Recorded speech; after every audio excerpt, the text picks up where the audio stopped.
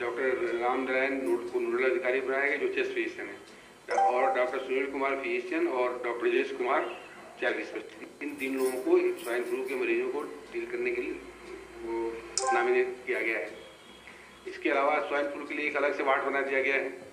Ward number 5 जो है 12 bed का वार्ड स्वाइन फ्लू के मरीजों के लिए अलग से रिजर्व कर दिया गया है। स्वाइन फ्लू के थ्रोट स्वाब लेने के लिए सारे सामान की व्यवस्था कर दी गई। फिलहाल स्वाइन फ्लू से बचने का सीधा सा उपाय ये है कि आप स्वच्छता के नियमों का पालन करें, भीड़ भाड़ वाले इलाकों में जाने से बचें, सिर में दर्द, बुखार, गले में खराश, खांसी, बदन में दर्द जैसे लक्षण अगर ज्यादा दिनों तक बने रहे तो स्वाइन फ्लू की जांच जरूर कराएं। Bureau report, Doordarshan, Lucknow. Doctor CMO साहब हमारे पास, doctor SNS Yadav CMO Lucknow साहब हैं, हम पहले उन्हीं से चर्चा करते हैं। सेमो साहब, स्वाइन फ्लू क्या है और इससे लोग इतनी घबराहट क्यों, अफरा तफरी क्यों है? सरकार क्या कर रही है कि अफरा तफरी न फैले, इसको लेकर सरकार क्या कर रही है? रामन जी, बहुत बहुत धन्यवाद को यहाँ हमको बुलाया आपने। मैं पहली बात दर्शकों को ये बताना चाहूँगा कि जो स्वाइन फ्लू नाम की कोई चीज़ नहीं है। इसको विश्व स्वास्थ्य संगठन ने इन्फ्लुएंजा H1N1 रखा है। यह कुछ नहीं, एक जुखाम है। यह जुखाम होने पर अपने आप जैसे 6-7 दिन में जुखाम ठीक हो जाता है, मैं मैक्सिमम 7 दिन में देखता हूँ। ये अपने आप अगर स्वस्थ आदमी है, थोड़ा सा परहेज कर लिया, इवन विदाउट किसी दवा के भी, तो 6-7 दिन में सेल्फ लिमिटिंग बीमारी है, अपने आप ठीक हो जाएगा। और अफवाह इसके बारे में बिल्कुल पब्लिक को मैं जनता से अपील कर रहा हूँ कि भयभीत होने की कोई जरूरत नहीं है। 6-7 दिन तक, जैसे आप इसके शुरुआती लक्षण थोड़ा सा मैं बता देना चाहता हूँ आपके दर्शकों को कि शुरुआत में इसको शरीर में दर्द होगा, नाक से और पानी आएगा, आंखों में लाली आ जाएगी, गले में कांटा जैसे चुभता है। देखिए, ये जो H1N1 इन्फेक्शन जिसको आप लोग स्वाइन फ्लू कह रहे हैं, इसका पहला लक्षण गले में बिल्कुल लगे जैसे कांटा चुभ रहा हो। तो ऐसा जब वो लक्षण, तो बच्चा अगर रहे तो स्कूल, ये तो डॉक्टर साहब सामान्य जुखाम में भी यही लक्षण। हाँ, तो वही ये भी जुखाम ही है, ये भी अलग नहीं है, ये सामान्य एक तरीके का जुखाम ही है। इन्फ्लुएंजा है, इसका H1N1 है।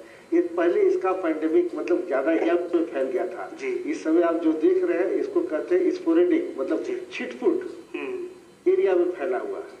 तो इसमें शुरुआत में जो बच्चा अगर है स्कूल जाने वाला, स्कूल से उसको छुट्टी करा दीजिए। आप ऑफिस में जाते हो तो ऑफिस में जाइए, भीड़ भक्कड़ के एरिया में नहीं जाइए। और अनुरोध ये है कि जो आदमी को इस तरीके का हो, जांच करवा लीजिए। जांच जैसा कि आपने बताया कि हमारे यहाँ संजय गांधी इंस्टीट्यूट में और हमारे KGMC के माइक्रोबायोलॉजी विभाग में है, वो भी निःशुल्क जाँच। तो सैंपल कलेक्शन कहीं भी जिला अस्पताल या कहीं से आता है, पूरे प्रदेश का यही आ रहा है। और हमारे यहाँ लखनऊ में भी सिविल बलरामपुर, लोहिया और अस्पतालों से सैंपल यहाँ आते हैं, उसका टेस्ट होकर के report on the same day. अच्छा, जो जिले लेवल पर जितने सैंपल होते हैं वो भी कैरियर के थ्रू यही आ रहे हैं। और यहाँ बिल्कुल निःशुल्क जाँच की सुविधा दी गई है। और वहाँ पर हम लोग मेल के द्वारा वहाँ पर सैंपल उसको रिपोर्ट भेज दी जा रही है ईमेल से, ताकि तुरंत ईमेल से पहुँच जाती है रिपोर्टें। तो इसमें जो है बुखार आता है, घर पर आराम करे आदमी, योग्य चिकित्सक से सलाह लें।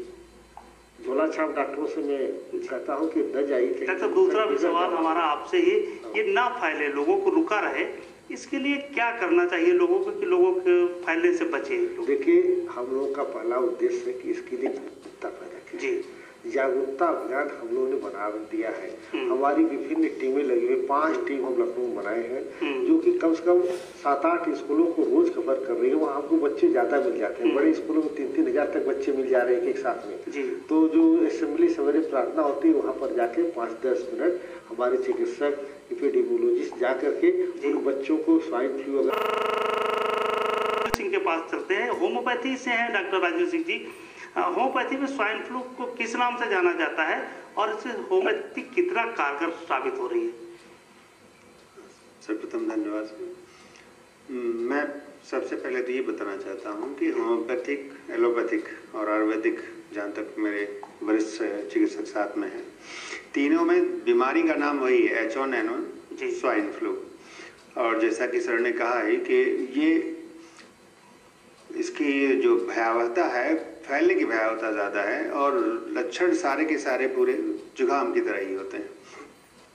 और होम्योपैथी का जहाँ तक इस पे रोल है तो हम लोग हमेशा कहते हैं कि होम्योपैथिक वायरल डिजीज में सबसे बेहतर रिजल्ट दे रही है, जब जहाँ तक के अब तक हम लोगों का अपना डेटा कहता है। जी, क्या दवाएं इस्तेमाल करते हैं डॉक्टर साहब? Sir prophylaxis. और दूसरा ये कि जो गांव में भी होम्योपैथिक के तमाम छोटे छोटे अस्पताल खुले हुए, लोग जाएं तो क्या करें? होम्योपैथिक पे कौन सा ट्रीटमेंट ले कि लोगों को ना हो शुरुआती दौर में? देखिए, यहाँ पे तो सबसे पहला रोल आता है चिकित्सक का। जी, जो होम्योपैथिक चिकित्सक है, पहले उसे ये पता होना चाहिए कि वो H1N1 इन्फ्लुएंजा के मरीज को देख रहा है। जी। और सेकंड, जो मरीज है वो उस पर विश्वास करके जाए। जैसे हम लोगों के बहुत सारी मेडिसिन है, जैसे जलसीमियम, ये एक ऐसी मेडिसिन है जो प्रोफाइलैक्टिक के रूप में भी काम करती है। प्रोफाइलैक्टिक का मतलब रोग से पहले हम उनके अटेंडेंट्स को दे सकते हैं जिनसे उन्हें ना। सेकंड है एंटीपायरेनम, आर्सेनिक एल्बम, नेप्थेलाइनम, सिल्फियम, जिनमें जैसे सर ने कहा है कि गले में कांटे जैसा अगर लक्षण है, उन ड्रग्स को अगर हम देखें तो उसमें मैक्सिमम स्वाइन फ्लू पे उसका रिजल्ट है। और जहाँ तक हमारी कोलंबिया की यूनिवर्सिटी ने उस पर एक रिसर्च भी किया था कि होम्योपैथी से ट्रीटमेंट लेने का जो मॉर्टेलिटी रेट था 1.04% आया था, जब वहाँ पे बहुत ज़्यादा ये पैंडेमिक हो गया था। जी, बस ये है कि हमारी विडम्बना ये कि चिकित्सक को पता होना चाहिए कि वो स्वाइन फ्लू के मरीज को देख रहा है और उसकी अपनी हमारी चर्चा का उद्देश्य भी ये है कि जो लोग होम्योपैथिक के करीब हैं, दवाखाना है, वहाँ ट्रीटमेंट करा सकते हैं। ऐसा नहीं कि ट्रीटमेंट नहीं है, डॉक्टर को पता हो कि स्वाइन फ्लू का पेशेंट है और उसको दवा देना। देखिए रामन जी, पहले मैं बताया कि चिकित्सक योग्य होना चाहिए, अपने माहिर होना चाहिए, इसीलिए मैंने झोला छाप डॉक्टरों से बचे इसमें, नहीं तो अगर जुकाम कहीं बिगड़ गया तो दिक्कत हो सकती है। बिल्कुल डॉक्टर साहब, अभी और भी आपसे जानकारी करेंगे जो प्राइवेट वार्ड जगहों पर दिखा रहे हैं, लेकिन हम आयुर्वेदिक के डॉक्टर हमारे शिव कुमार जी, हमारी आयुर्वेद की चिकित्सा पद्धति सबसे पुरानी। शिव कुमार जी, स्वाइन फ्लू का क्या ट्रीटमेंट है, कैसे बचाव कर सकते हैं हम? आयुर्वेद में बहुत सारे नुस्खे हैं घरेलू, कैसे पेशेंट को क्या करना चाहिए? रामायण जी, सर्वप्रथम आपको बहुत धन्यवाद क्योंकि हमारी आयुर्वेदिक पैथिस आपने हमको बुलाया। इसमें जो है स्वाइन फ्लू वायरस संक्रमित रोग होता है ये जी, और बिल्कुल सही है, सीएमओ साहब भी बता चुके हैं कि सर्वप्रथम इसमें जो गले में खराश होती है, चुभन होती है जी, वहाँ से इसका वो शुरू होता है। तो हमारे आयुर्वेदिक में घरेलू नुस्खे भी हैं और हमारे स्टेट आयुर्वेदिक कॉलेज में जी इस जो है बहुत अच्छी एक यूनिट जो है काम कर रही है। और जहाँ तक घरेलू नुस्खे की बात है, हम इसमें जो है सीतोपला चूर्ण, महासुदर्शन चूर्ण, आनंद भैरव रस, संजीवनी बटी, गोदंती भस्म, इसका मिश्रण योग मिला करके ये हम इस उसमें रहते हैं। संक्रमित रोग से बचाने का इसमें वो है जी। और बहुत बढ़िया नुस्खा जो है आयुर्वेद का गिलोय जी, गिलोय गुड़ची जिसको कहते हैं, ये जो नीम के पेड़ पे या आम के पेड़ पे जो चढ़ती है, लेकिन सबसे उत्तम जो मानी गई है नीम के पेड़ पे चढ़ने वाली जी, तो उसको अगर पहले से देना शुरू कर दें तो वो बॉडी की इम्यूनिटी को और इस रोग को बहुत ही उस पे जो है ये उसका रोकथाम करती है। ये हमारे आयुर्वेदिक के वो है। चलिए, आयुर्वेद में भी दवाएं हैं और आयुर्वेद के जो लोग नज़दीक डॉक्टर हैं आयुर्वेद के, वहाँ ट्रीटमेंट ले सकते हैं। सीएमओ साहब के पास आएंगे। सीएमओ साहब, लखनऊ में पेशेंट की संख्या क्या है? और जो अभी हम आंकड़े देख रहे थे सुबह की 1000 में 4 लोगों की मृत्यु पूरे देश लेवल पर हुई। ऐसा नहीं कि कोई बड़ी घबराहट की जरूरत है। और ये वो पेशेंट है या तो बहुत छोटे थे या दूसरी बीमारियों से ग्रसित थे, जैसा सीएमओ साहब ने बताया। लखनऊ की क्या स्थिति, कितने पेशेंट आए और कितनी कैजुअल्टी हुई, और प्राइवेट में भी क्या लोग दिखा रहे हैं और उसकी स्थिति क्या है जो प्राइवेट में दिखा रहे हैं, उनको क्या संदेश देना चाहेंगे? देखिए, लखनऊ की जो स्थिति है अभी तक जी, शुरू से जब से हुआ जनवरी से जी, हमारे पास 62 मरीजों की पुष्टि हुई है जी, और 3 मरीजों की मृत्यु हुई है जी। वो तीनों मरीज किसी न किसी बीमारी से ग्रसित थे जी, जल्दी नहीं थी। कोई हार्ट के बाल से ग्रसित था, कोई लीवर बीमारी से ग्रसित था, और तीनों में बाहर से आने की हिस्ट्री मिली थी से यात्रा की स्थिति मिली थी, जैसे कोई चेन्नई से आया, कोई तेलंगाना से आया, कोई कहीं से आया था, हाँ, इस तरह के तीनों में मिली थी।